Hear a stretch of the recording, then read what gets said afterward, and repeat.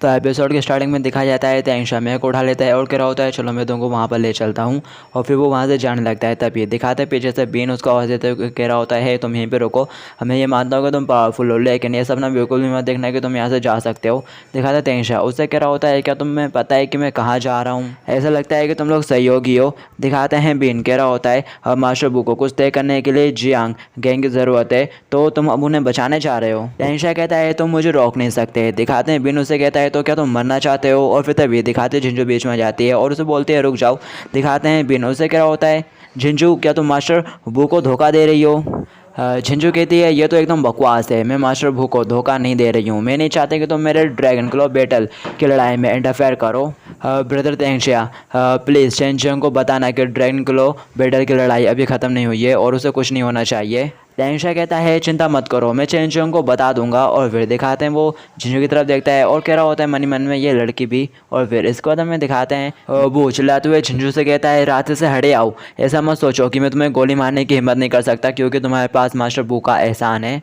मुझे बटन दबाने के लिए पुश मत करो। तभी दिखाते पीछे से एक बंदा कह रहा होता है शांत हो जाओ ब्रदर विन, वो मास्टर भू की भतीजी है। दिखाते हैं सुनने के बाद जो विन है वो अपने घर नीचे कर देता है और कह रहा होता है अगर तुम वांग तेंशा को जाने देती हो तो मास्टर वो पक्का तुम्हें माफ़ नहीं करेंगे। दिखाते हैं झिंझू आगे से कुछ नहीं कहती। और फिर सीन यहाँ से होता है हमें जिया अंकल को दिखाया जाता है। दिखाते हैं उसके सर पे वो बंदा बेड मार देता है, जिया अंकल नीचे गिर जाते हैं और वो बॉस बंदा कहता है जिया लिंगहान मैं देखना चाहता हूँ कि तुम कब तक इसे सह सकते हो। और फिर इसको हमें दिखाया जाता है जिया अंकल उठने की कोशिश करते हैं। और फिर इसको हमें एक लुक दिखाया जाता है कि जिया अंकल चारों तरफ से बंदों से घिरे हुए हैं। और फिर इसको हमें दिखाते हैं वो अपने मुंह से थूक मारते हैं, थूकते हैं और उसको उंगली दिखाते हुए कहते हैं क्या तुम लोगों के पास सिर्फ इतना ही है, तुम कमज़ोर से शीश। दिखाते हैं वो बंदा कह रहा होता है तुम अभी बिल्कुल भी लड़ने की हालत में नहीं हो।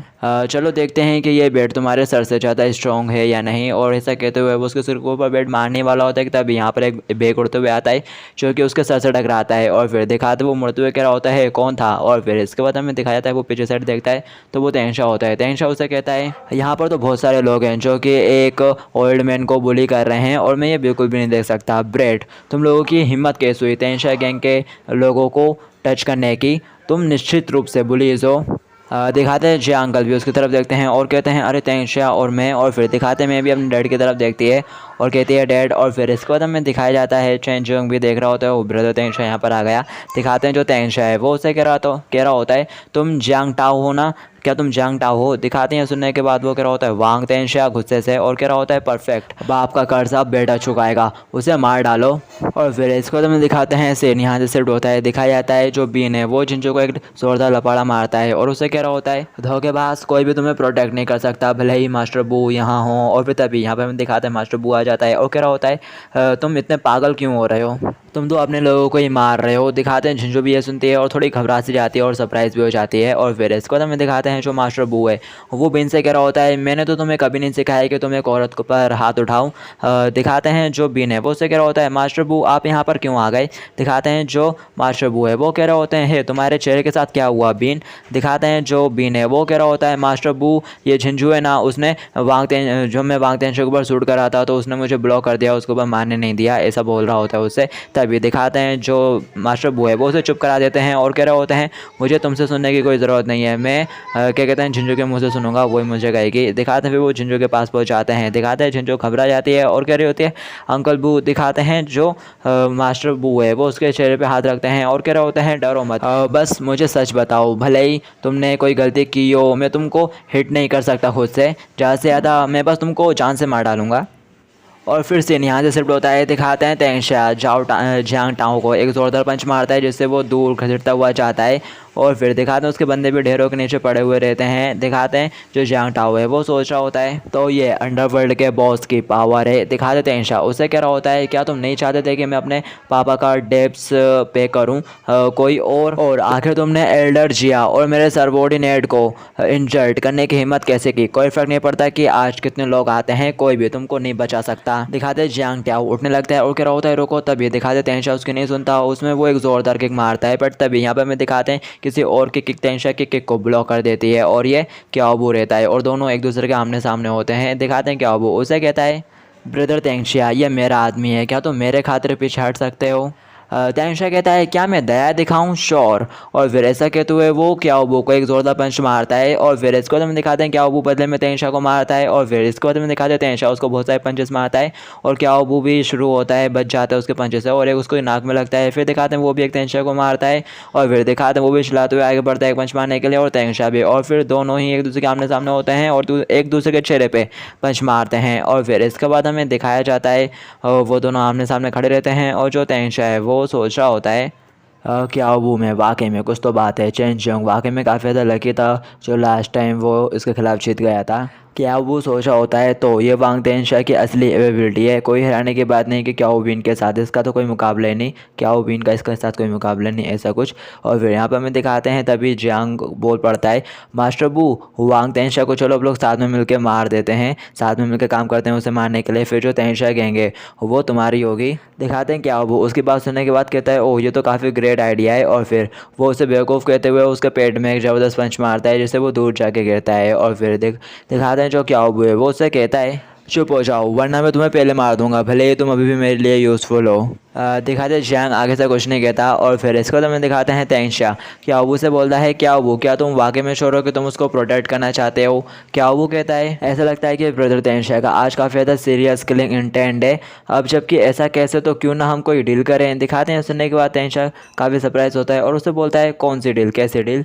दिखाते हैं क्याओबू अपने बंदों से कहता है उसे मेरे पास लाओ और फिर इसको तो हमें दिखाते हैं झिंझू आ जाती है, दिखाते हैं तेंशा भी उनकी तरफ देखता है। दिखाते हैं जो क्याओबू है वो झिंझू के सर के ऊपर हाथ रखता है और उससे कह रहा होता है मैं इसका यूज़ करते हुए तुम्हारे साथ डील करूंगा, मैंने सुना है कि इस लड़की ने ब्रदर तेंशा की बहुत मदद की है इसलिए मैं इसका यूज़ करते हुए तुम्हारे साथ डील करूंगा, तुम रीजनेबल हो गए, क्या यह ठीक है ब्रदर तेंशा।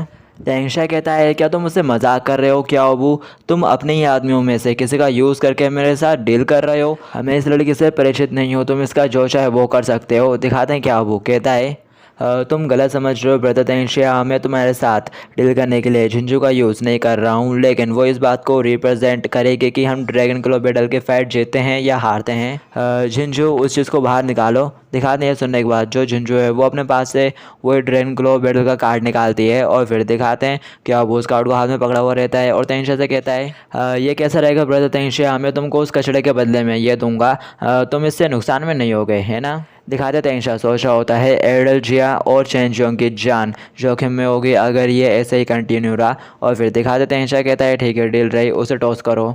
दिखाते हैं क्याओबू ब्रदर तेंशा की तरफ कार्ड फेंकता है और कह रहा होता है ब्रदर तेंशा तुमने काफ़ी अच्छा डिसीजन लिया। दिखाते तेंशा उस कार्ड को पकड़ लेता है और फिर दिखाते हैं क्याओबू वहाँ से जाने लगता है और कह रहा होता है हम ड्रैगन हेड बैटल के लिए फिर मिलेंगे ब्रदर तेंशा। तभी दिखाते तेंशा उनको आवाज़ देते हुए कह रहा होता है ज़रा रुको और फिर तभी दिखाते तेंशा उनकी तरफ एक चाकू फेंकता है जो कि जियांग के पिछवाड़े पे जाके लगता है। दिखाते जियांग दर्द से बहुत ज़्यादा ज़ोर से चिल्लाता है। दिखाते हैं देख के क्याओबू कहता है ब्रदर तेंशा तुमने ऐसा क्यों किया। दिखाते तेंशा उसे कह रहा होता है हमारा सौदा कचड़े के एक टुकड़े के लिए टोकन का ट्रेड करना था और अब तुम उसे साथ ले जा सकते हो। दिखाते हैं क्याओबू थोड़ा हंसता है और कह रहा होता है तुम निश्चित रूप से शिकायत करते हो वांग तेंशा। दिखाते हैं जियांग चिल्लाते हुए कह रहा होता है तुम कमीने क्याओबू इसे मेरे लिए मार डालो। दिखाते हैं क्याओबू जियांग से कहता है तुम अपनी बकवास बंद कर बेवकूफ़। और फिर इसके बाद हमें दिखाते हैं यहाँ पर तेंशा की गैंग आ जाती है ब्रदर तेंशा बोलते हुए और फिर यहाँ पर हमें दिखाते हैं हाउडिंग कह रहा होता है क्याओबू तुम यहाँ पर क्या कर रहे हो। दिखाते हैं जो क्याओबू और हाउडिंग है वो एक दूसरे के आमने सामने होते हैं। हाउडिंग उसे कह रहा होता है क्याओबू क्या तुम रिवेल करने की कोशिश कर रहे हो। क्याओबू कहता है चिंता मत करो मैं तो बस यहाँ पर तेंशा के साथ थोड़ा खेलने के लिए आया था। और फिर इसको हम दिखाते हैं ब्रदर तेंशा कह रहा होता है उसे जाने दो डिंग एडल जिया और एडल जियोंग को तेंशा गैंग के हेडक्वार्टर में भेज दो। क्या वो ड्रैगन हेड बैटल के बीच मुझे आशा है कि तुम दूसरे लोगों को इसमें नहीं घसीटोगे। दिखाते हैं क्या वो कहता है ज़रूर ड्रैगन हेड बैटल में मिलते हैं। और फिर इसके बाद हमें तेंशा बिल्डिंग का सीन दिखाया जाता है। दिखाते हैं चेन जियोंग को जो कि बिस्तर में रहता है। और फिर इसके बाद हमें दिखाया जाता है फिर उसके रूम से चलते हुए बाहर आती है। फिर जैसे बाहर आती है जी अंकल और तेंशा दोनों साथ में उससे पूछते हैं सिस्टर फेयर लिटिल जियोंग कैसा है। फेयर उसे बोलती है कोई बड़ी बात नहीं है, उसने बस अपना बहुत सारा खून खो दिया है और वो बेहोश हो गया है, थोड़ा आराम करने के बाद वो ठीक हो जाएगा। जी अंकल कहते हैं ये मेरी गलती है कि वो बच्चा हर्ट हो गया, मुझे विश्वास नहीं हो रहा कि एक अडल्ट होने के बावजूद मुझे अपनी सुरक्षा के लिए एक बच्चे की ज़रूरत है। तेंशा कहता है अपने आप को दोष मत दो एडर्जिया, तुम्हारा इसमें कोई दोष नहीं है। कियाओबू और जियांग टियाओ इसके लिए दोषी हैं और मैं उन्हें बिल्कुल भी नहीं छोड़ने वाला। जी अंकल कहते हैं मुझे उम्मीद नहीं थी कि क्या वो इतना बुरा होगा। हम उसे तेंशा गैंग के ऊपर कब्जा करने नहीं दे सकते चाहे कुछ भी हो। मैं अभी ड्रैगन टेल बैटल में तुम्हारे लिए वोट करने के लिए अपने भाइयों को फ़ोन करता हूँ। तेंशा कहता है ऐसा मत करो, मैं चाहता हूँ कि तुम लोग अपने सभी vote dragon tail battle board क्याओबू को दो। दिखाते हैं सुनने के बाद जी अंकल कहते हैं क्या क्याओबू के लिए वोट करें, लेकिन ऐसा क्यों। दिखाते हैं फेबी बोलती है हाँ ऐसा क्यों। दिखा देते हैं। कहता है